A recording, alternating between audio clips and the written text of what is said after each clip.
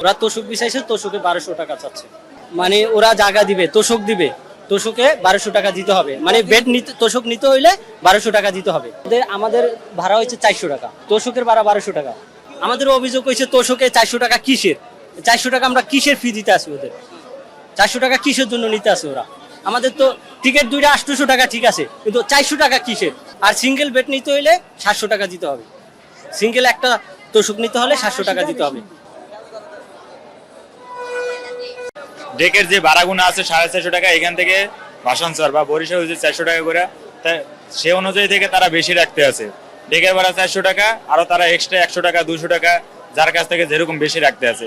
এক্ষেত্রে হচ্ছে কি যাত্রীরা হয়রানি হচ্ছে, তারা আসতে আসে আইসা সিট পাইতে আসে না, এইখানে বসে ওইখানে বসে। এখন তাদের তো যাওয়া লাগবে দেশে, যাইতে হলে করে কি তাদের বেশি টাকা দিয়ে গ্রামে যাওয়া লাগে। আপনার ভালো প্লেস দেখে তারা সিট করে রাখে, তোষক রাখে বা এবং চাদর বিছিয়ে রাখে।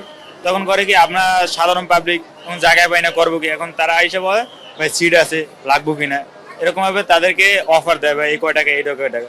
ডেকে বা যারা সিট করবো হয়েছে যে 400 টাকা, এবং তাদের একটা সিট কেনা লাগে 700 টাকা 800 টাকা করে। যারা ছোট লোক বা মধ্যবিত্ত বলে তাদেরকে ওইটা কেনা তো অনেক টাফ হয়ে যাচ্ছে। তা দেশে যাওয়া কেমনি, ঈদ পালন কেমনে করবো?